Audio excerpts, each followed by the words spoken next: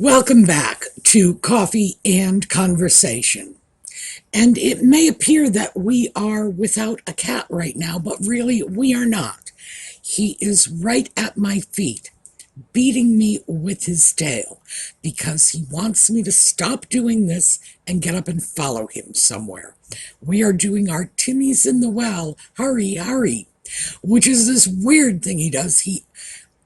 He's like a dog in that respect. Come follow me and then do what I want you to do. So he's been out recently. He followed me into the bathroom and I turned the water on for him, so he's gotten his drink. So I can only assume at this point he would like treats on his cat food. But it's going to have to wait because I've told him I'm busy. We're working on this. I'm not really gaining much ground here, but we are working on it.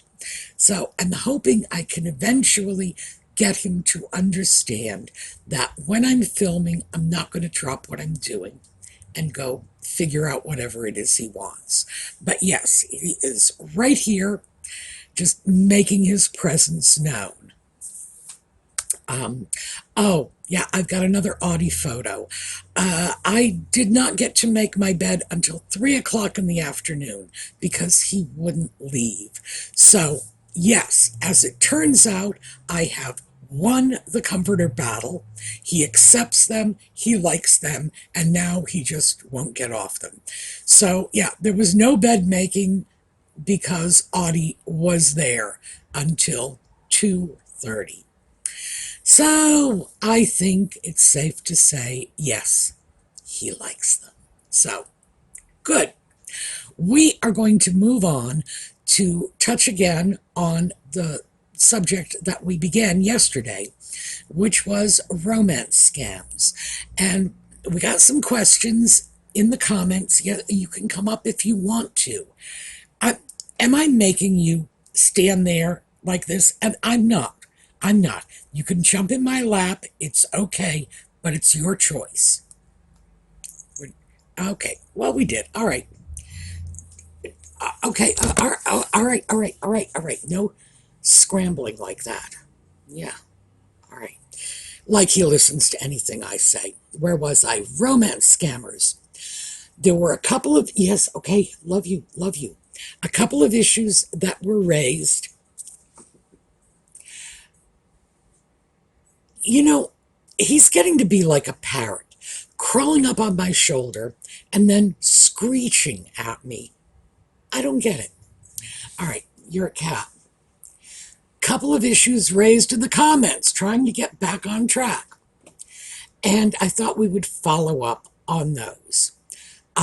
Fair warning, some of these are not going to be the opinions and the advice that you are accustomed to hearing when people start talking about romance scams. So, when we are through here, when he's ready to jump off, or maybe I'll just go into the kitchen and see what he wants, and that'll end it, we will get back to it. All right, yes. Do you want to turn around and let everybody see you? No, I guess not. Okay.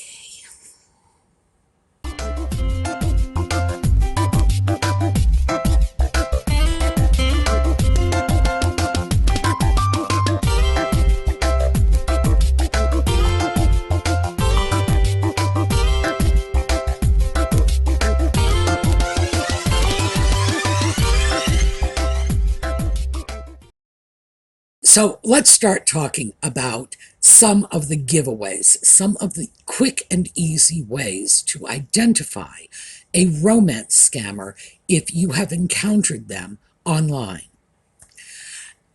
If you are female, the romance scammer will be male, and the scammer will be usually late middle age, well, middle age. I'm going to say that. I'm not going to say late middle age. Somewhere between 30 and 60, judging by the photographs. These will be stolen photographs. In some cases, they are very, very attractive. In all cases, They are rather above average in attractiveness. It's men. If you are male, the female romance scammer is going to be young, under 30, extremely attractive. Make no mistake about it, that when they steal women's pictures, they are stealing the pictures of exceptionally attractive women. I suspect a lot of them work in the adult entertainment industry because they will very often send their victims pictures that are very revealing. And it's very, very hard to get photos like that of exceptionally attractive young women when they are not paid money to create those pictures. So that's the two. Women tend not to judge so much by looks. Men do. So whereas the female romance scammer, who, by the way, is very likely a man hiding behind that, gorgeous stripper, she is very likely to be unemployed, to have a low-paying job. She is not going to be financially stable. She's not going to present herself as financially stable. She's going to present herself from the get-go as sort of marginally, just kind of making it. The reason for this is with a male victim, the scammer tends to ask for money quickly and basically without a lot of fanfare. The reason for this is their target is generally an older man who is less attractive than average, and the scammer feels this person is going to buy the woman's favor. It is almost as openly a sugar daddy relationship as you can get, period. So that's pretty much what we need to know about that. If you are a man and some gorgeous young woman gets in touch with you and says, "Ooh, I'm in love with you, send me money," you know you're being scammed. Period. Sorry, but that's the way it is. For women, it's a little different. They want good-looking photographs. They steal them from wherever they can get them. Usually they get them from people who have large social media accounts. And the reason for this is it gives them a variety of photographs to steal. If someone's very active on Facebook or Instagram, there are a lot of photos that the scammer can steal and send off, pretending that this is who he is. So that's the start. Their backstory. They are going to be widowed or divorced. In general, I've seen very few who were never married. Very few. So this is usually the way it is. I was married once, and I have a tragic backstory. So the divorce, if they are divorced, it's because their wife cheated on them with their best friend. Always that way, period. If they are widowed, well, their wife died in everything from a car crash to the hospital after a long bout with pancreatic cancer. Oh, and keep in mind, if you choose to ask about the details of their late wife's medical condition, they're just going to tell you it's too painful to discuss. I like to ask them why they brought it up in the first place, if it's too painful to discuss. In the immortal words of Tony Manero from Saturday Night Fever. Remember that? Yes, you brought it up. So,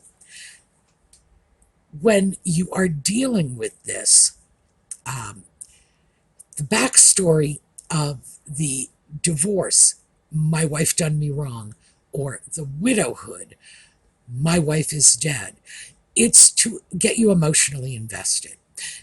Feel sorry for him because his wife done him wrong. Feel sorry for him because his wife is dead. They almost always have children, usually one, sometimes two. The children are young. The children are either with the nanny or in boarding school. Once in a great while, they will be with a relative. It will not be a member of the scammer's family. This is important. This becomes important in a moment. It will be like the ex-wife's mother or something like that. Why not the scammer's family? Because the scammer has no family. I am the only child of my late parents. No brothers and sisters, and the parents are dead. Why? Because when he comes to you for money, he needs to already prep you to accept the fact that he has no family he can go to. Because ordinarily, when people need money, when they're in a difficult situation, they go to family first. While the scammer wants to seal off that avenue right away. So, we've got no extended family, none. None. We have one, possibly two children. We had a spouse. The spouse is dead. What else? The scammer will be somewhere away from home. They will not be in their own house, in their own community, in their own neighborhood. They will be overseas for work or whatever. Usually it's work. And this is when the crisis will come in, when they are frozen out of their bank account and can't get home. And this is why they come to you, because remember, they don't have any family they can go to. They have to get back home to take care of their child with the nanny, blah, blah, blah. So they all fit a pattern. And the pattern gets tweaked from time to time, but it's always the same general pattern. And after a while, it's very, very easy to spot. And you can certainly tell as the scam is unfolding how this is going to work out. Let me give you an example. If they are in the military, you are going to be asked to pay for their leave. You don't pay for military leave. You don't. I'm sorry. It doesn't happen. The military, that's part of your benefits. The military gives you leave. You do not have to pay for your transportation out of the war zone. You don't pay for leave. You cannot pay for early discharge. This is not like the government setting up a bazaar saying, well, we're going to auction off early discharge for a few of our lucky soldiers. No, it's not how it works. So when you're dealing with a service person, that is invariably how it works. Or they say they have to buy their own food. They don't. No, they don't. I've mentioned this before. They do not buy their own food. They do not pay for their own medicine. American service personnel and their families have medical benefits. That's part of what the government does for them. Okay? So, moving right along, that somewhere in a foreign country and in a dangerous situation and unable to get home, that is the crisis point when they will come to you for your financial assistance. The children. The children are very useful to a scammer because many of them will try to rope you into contact with their children. It serves to bond. It's easy to feel sorry for a small child. You're not dealing with a small child. You're dealing with the scammer, period. Even if they put the alleged small child on the phone with you, no, it's not a small child. It's their girlfriend, their wife, their friend, whatever, somebody pretending to be the small child. The small child's birthday will be coming up. They will want you to get them a present. You're going to be their new mommy. Get me a gift card. The best way to deal with that is just say no. I mean, obviously you don't want to give these people money, period, even if they claim it's for their child's birthday. The child is also useful in creating a crisis. My child is sick. I have to get off the oil rig and go home, but I haven't finished my contract, so the only way they'll let me off the rig is if I buy my way out of the contract. Oh, bull. Bull. Can you imagine any employer saying, no, I'm sorry, you have to stay here. We don't care if your child's been in a car accident. That's just not how it works. So children can be crisis provokers. Also, if you refuse to deal with the scammer's request for money and you have had contact with the child, they will pull the child out of the woodwork and the child will start emailing or calling you saying, why are you being so mean to my daddy? You know, and they will accuse you of being mean, vicious, and selfish if you don't give them what they want. So, yes, just keep that in mind. To it helps to keep things in perspective when you realize how unpleasant they will be the first time you say no. Now, the first requests will usually be relatively small. They will want a gift card, $100, £100. Some of them are a little more ambitious and they'll want $500, £500. But they will make an attempt to get money from you incrementally. They'll start small. It's very rare for a scammer to suddenly, out of the clear blue sky, say, I need $80,000. It's unusual. It's not that it doesn't happen. It does happen, but it's unusual. The reason for this is that once you have given them a little bit of money, you're more likely to give them a little more. If they suddenly hit you with this massive amount of money that you need to give them, odds are you'll just shut the conversation down. It's like, sorry, I can't help you. We're done. I don't have $80,000. If I did have $80,000, I wouldn't give it to you. So that is another sort of trigger. A small request, usually in the form of a gift card. They like Steam cards, they like iTunes cards, they like Amazon cards, they like Target cards. Interestingly enough, I have never encountered a scammer yet who asks for Visas, MasterCards, all kinds. And I get these all over the place. The holiday season's coming up, which is why I happen to have so many of these right now. But yeah, I have never yet had a scammer ask me for a Visa or a MasterCard or an American Express gift card. I don't understand why. Well, yes, I do understand why. Apparently their brokers don't handle them. The thing that doesn't make sense from the point of view of the scam is, for most people, that would be the preferred gift card. A generic major credit card like Visa or MasterCard or Amex that you can use virtually anywhere.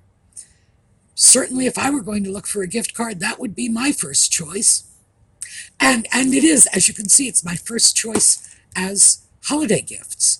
So they probably simply don't have as easy a time offloading them, or perhaps because of the higher level of desirability of these cards, it could be their brokers charge a higher percentage for cashing them in for them. I don't know. I don't deal with any credit card brokers these days, so that will be usually the first monetary request you'll get. I need $100 for Lord only knows what. Updating their phone is a big one. They need to update their phone, or they need to put more minutes on their phone. In general, that's just not how it works. Most people have service plans that give you unlimited text and unlimited minutes and whatever for X number of dollars a month. And none of the major wireless carriers deal in cards like this. It just doesn't happen. So that is a good way to spot it. When you get a little deeper into the romance scam after you've given them their first payment, which I don't want you to do, no. In the immortal words of Nancy Reagan, I'm quoting everybody today, aren't I? Just say no. So when you get a little deeper into the scam, the big scam sort of unravels. And depending on what's going on, there will be a set of circumstances in which the scammer is going to ask you for a very large amount of money. They are not going to be satisfied with $2,000 or $3,000, for example. They are going to want 20, 30, 40,000 more if they think they can get it from you. And in some cases, it's like cryptocurrency scams. They get you involved in crypto trading, which, you need your head examined if you do that going in. Doesn't matter if you're dealing with a scammer, just stay away from crypto, period. It's been losing money, and at its best, it was nothing more than the modern version of the 18th century bubble. Anybody remember tulip mania? Well, yeah, that's what crypto is now. So that can be one of them. The pay for my leave, or pay me out of my contract, buy me out of my contract, send me the airfare to get to you so we can marry. Those are the bigger schemes, the ones that have more money involved. And keep in mind, no matter how much money you send them, they're not going to show up. They can't, because they're not the person in the photograph. So they simply cannot show up. I did want to make mention of a particular subset of romance scammers, and these are the celebrity romance scammers.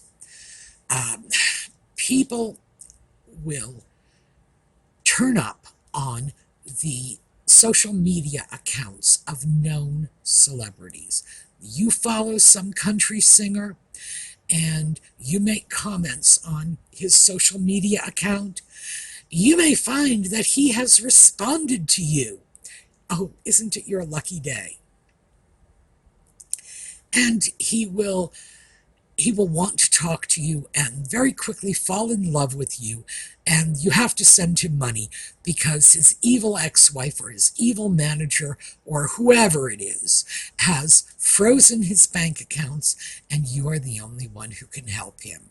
That is a particular type of scam that you would think no one would buy into, but people do, and they believe this. So I did want to throw that out there. If Johnny Depp tells you he's in love with you, you're dealing with a romance scammer. So that's just a sort of general overview of what you can expect. There are a lot of things you can't expect. So let me give you some of my more entertaining interactions with scammers. I have told scammers that I was widowed 3 times, but never indicted. No problem. They're still willing to talk to me. I pretty much just told them I killed 3 husbands. They still want to marry me. One asked me what I was doing once, and I said I was restringing my garrote. I prefer nylon parachute cord. My brother prefers piano wire. Of course, my brother's in Joliet now because he never listened to me when I told him how messy piano wire was. Moving right along. Scammer has no problem with the fact that I basically just said, I'm planning a murder and my brother has already committed one and he's in the big house. No problem. One that terminated a scam very quickly was one of the scammers I dealt with had said that, let me see, I'm trying to remember. He was born in the United States, but he was raised in Stockholm and then came back to the United States, and he's now a colonel in the army. Well, I immediately responded with, given the fact that your English is so bad, we need to go over to Swedish. And started writing him in Swedish. And pretty much ended the scam. He blocked me and moved on. They will, by the way, make up some story to explain their accent, because these days most of them are from Nigeria. Don't know why it's Nigeria right now. It's been other parts of the world at different times, but currently Nigeria is sort of scam capital. And they need to explain that West African accent. So they will tell you that they were raised somewhere else. I was raised in Portugal. I was raised in Japan, whatever.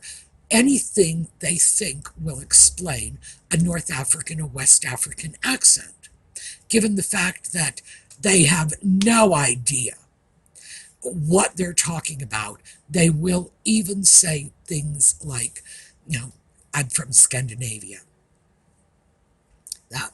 I did enjoy that. They will not be able to speak whatever native language they claim they were raised with, but they will try it anyway. I guess the difficult part of this conversation, the part that nobody talks about, and they should, is when we start to talk about dealing with victims of romance scams. And here's the problem. No one wants to blame the victim. No one wants to shame the victim.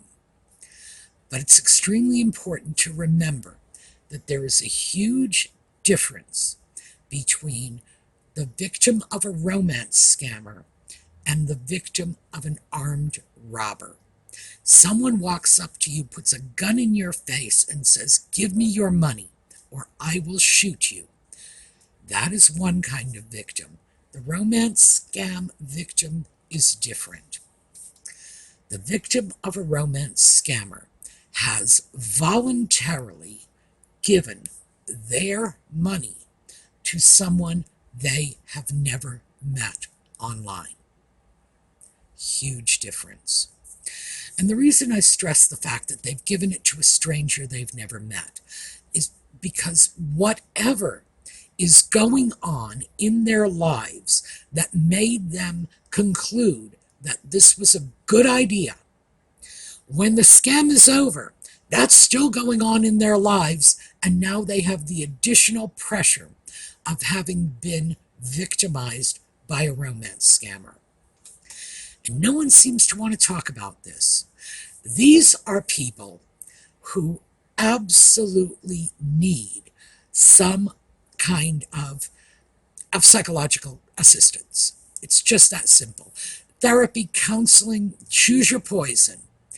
But whatever the issues were that threw them into the arms, metaphorically speaking, of the romance scammer in the first place, those issues are still there. And the romance scammer, at the end of the scam, will just come back later or hand the information off to one of his pals and let them go in and target the victim.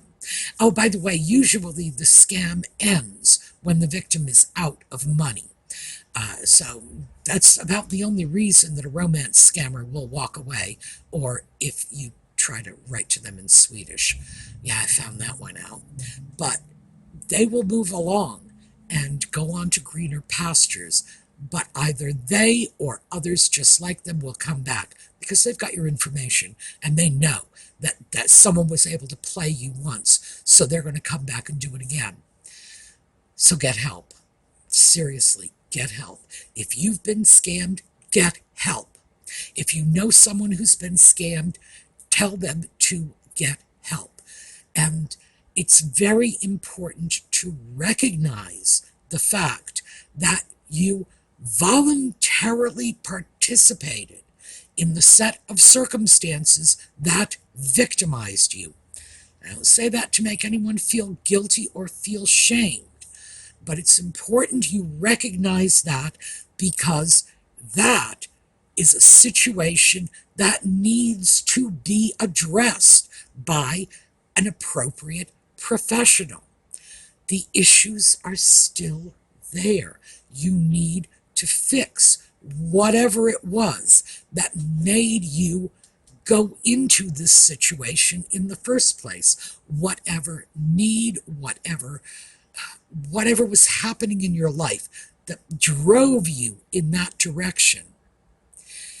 If you don't deal with that, you're just going to go back again and again and again, because at some point you decided that the relationship with the romance scammer was addressing this need, and your brain will remember that that was how you addressed the need in the past, and it will set you up perfectly to try to address the need like this in the future. And that is why you will occasionally see people who have been scammed again and again and again. That is why some of these romance scams can go on for years and years and years. So if you've been scammed, get some help. Seriously, I'm not trying to say you're crazy or, oh, you're off your rocker because somebody scammed you. No. But there was a need in your life that reared its ugly head in a way you couldn't satisfy, but the romance scammer could. So you need to take that need and bring it with you to therapy, to counseling, to, start with your family doctor if that's what you're most comfortable with. But deal with this, because whatever that need, whatever that deficit was, if you don't identify it, recognize it, and deal with it, you're never going to be free from the impulse to go back into la la land with romance scammers. And I wish more people would deal with this. I wish more people would look at the victim and say, you have to make a change. There was something you were doing wrong. You can't do this anymore. And I think most victims are going to recognize that if you say it from a place of compassion and understanding, that it is not a condemnation, it is a recognition that their involvement with the romance scammer was in its own way like a cry for help. That needs to be addressed. It needs to be responded to.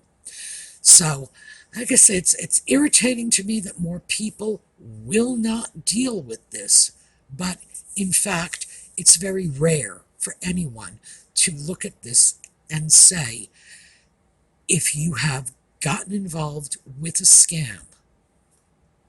By the way, this is true of if you are the victim of a home burglary. If you've gotten involved with a scam, your odds of getting involved with another scam are increased.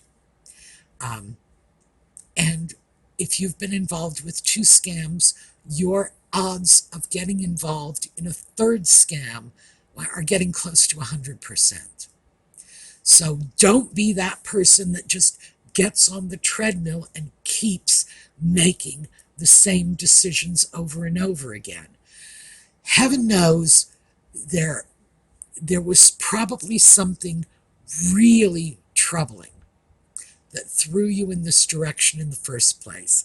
But accept the wake-up call for what it is and get some therapy. So that's what I have. We are going to take a look at a slideshow on the way out, and we will be back this evening for Just Chatting. That's at 8 o'clock. And we'll be back again next week with Coffee and Conversation. So, in the meantime, have a terrific day.